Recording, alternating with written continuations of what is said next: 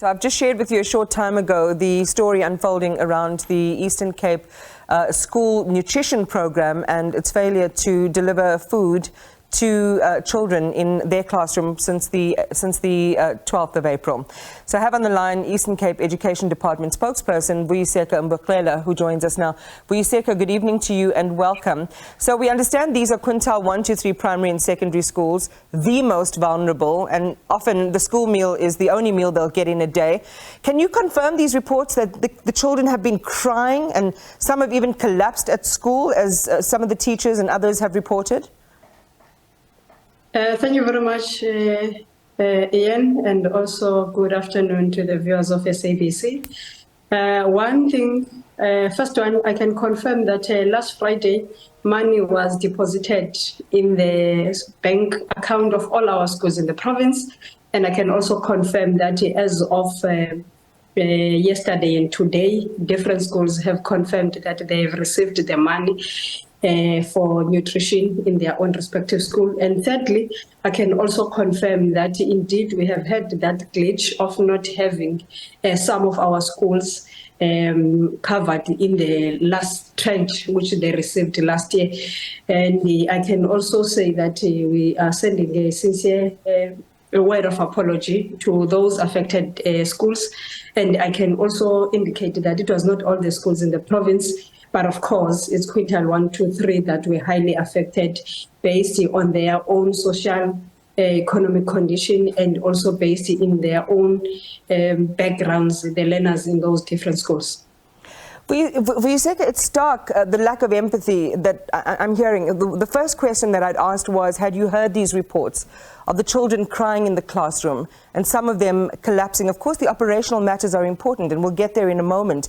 But can we start there with the human face of what's happened? Actually, I wouldn't say that we have been getting such reports that there are learners that would have collapsed in schools. And equally, so I'm not saying that that didn't happen, but I'm just saying, as us as the department, we have not had that. And also, we believe that it might not really be of great interest for us to dwell much on that, but put a humble apology to the people of the Eastern Cape for the behalf of the MEC and also the entire department, and then commend and convince the people that we would not find ourselves in this situation again, because we understand the importance of school nutrition in our own learners, especially quintile 1, quintile 2, quintile 3, and we commit that we will do things better. That is why, as of Friday, the MEC was putting a lot of pressure to all the administrators that are responsible that this must not happen again. As a result, what was an issue, MEC has said that they must start updating the data of the department in relation to school nutrition program as of September this year, so that in the following year, we don't get them to experience the same mistake that we have experienced this year. Why would it not be of great interest or importance to dwell on the consequence of what's happened at the schools? Necessarily, it's because if there's a child that would have collapsed and that the child would have been helped by the teacher, we can just say thank you very much to that teacher, but we are also saying that to dwell more much on that is not going to change the fact that a learner would have collapsed in the class. But what takes us forward is to say there is no kind of an experience of this nature that the department will ever find itself on it again. And also is to say, instead of dwelling much on the spilled water, we rather say we apologize to the people of the Eastern Cape, we apologize to those affected learners, and we commit not to do this kind of a mistake again. I mean, there is a difference between not dwelling much and not dwelling at all. But as you say, let's move forward then. Has the MEC been to visit some of these schools?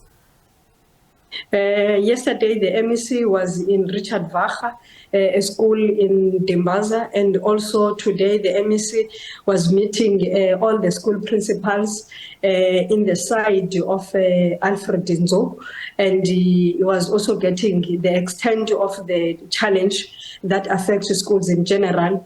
And even in the past 2 days, the MEC was having a direct meeting with all the affected officials which are responsible for this, to get an understanding clearly of what has happened.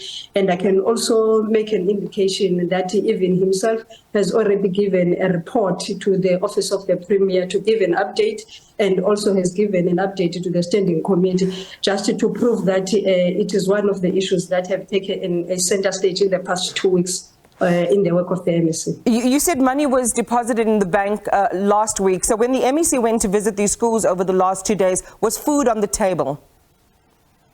The money was deposited last week, Friday, and between Friday and Saturday, the department was locked up in that meeting, which the MEC was addressing, and also looking at the administrative issues which affected the school nutrition program. And on Monday, MEC then visited one school in Dimbaza, and today was with all the school principal in Alfred. The question is, was there food on the table today, over the last 2 days? The MEC was there, presumably to crack the whip. You call this an administrative error. She was there to find out and to get answers. Money's been deposited. Did those kids have food today? The kids of the Eastern Cape did find food today in their respective school, and also we can say when the MEC visits the school, he does that in the morning during the course of the day, which is mostly the time that which learners get their food. The MEC would have not been there because he always believes that academic progress of the school must not be destabilized by his visit. But you can't have the whole reason this program, this nutrition program exists, is to support the academic program. Children can't study when they are hungry and they're distracted by the hunger pains, when they are crying, as the reports have said, when they are collapsing out of hunger. It sounds to me like it would have been in her best interest to have been there specifically for that, to make sure that that food was on their plate. No, it would be dislocation for the MEC to go to school once he knows that there is a challenge of administration. He had to be with the administration and look at them and get an understanding of when is the matter going to be resolved. So it was not going to bring justice to those learners to just go and visit and say, oh, okay, fine, we don't have food. So he had to be with the administrators of the department and make sure that by yesterday, there was an indication that schools are starting to receive their own money for food, and also today there was that indication, and hence therefore he was able to meet with all the school principal on the side of Alfred.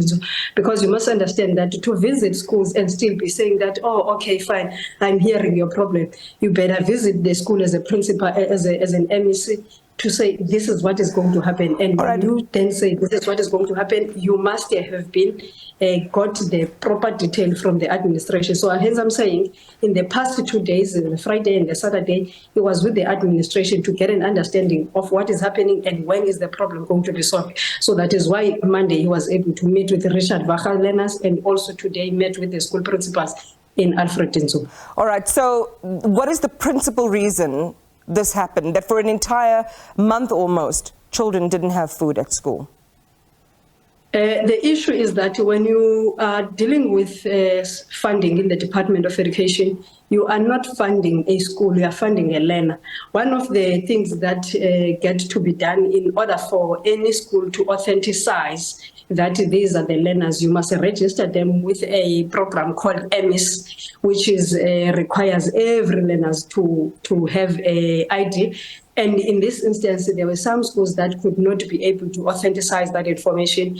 And when there was a time for the run to send money to school, many schools were late, and it then jumped the time for them to get payment, and it affected the manner in which they should be getting the money. So it's the fault here is not higher up in the supply chain. This is a problem that emanated from the schools themselves. This is a mistake they made. This is a mistake that emanates from schools of not having been able to update their own information. Because remember, last year we have had a number of learners that are leaving the basic education. And those learners, those ones that are new in the department, in order for them to be authenticized that they are 35 in one particular school, they must be authenticized by the use of ID numbers. And some schools couldn't do that because the system that we're using called the EMIS is the one that gives the credible number of learners in each and every schools. And I can tell you that from last year we had 1.6 and this year we had 1.8. Had we used the data of last year, we were going to disadvantage a greater number of learners in this year. Yeah. And had we just assumed it would therefore means that we were going to use money of government irresponsible. So hence we had to be in that kind of a situation. Eastern Cape Education Department Spokesperson Vuyiseka Mboxela.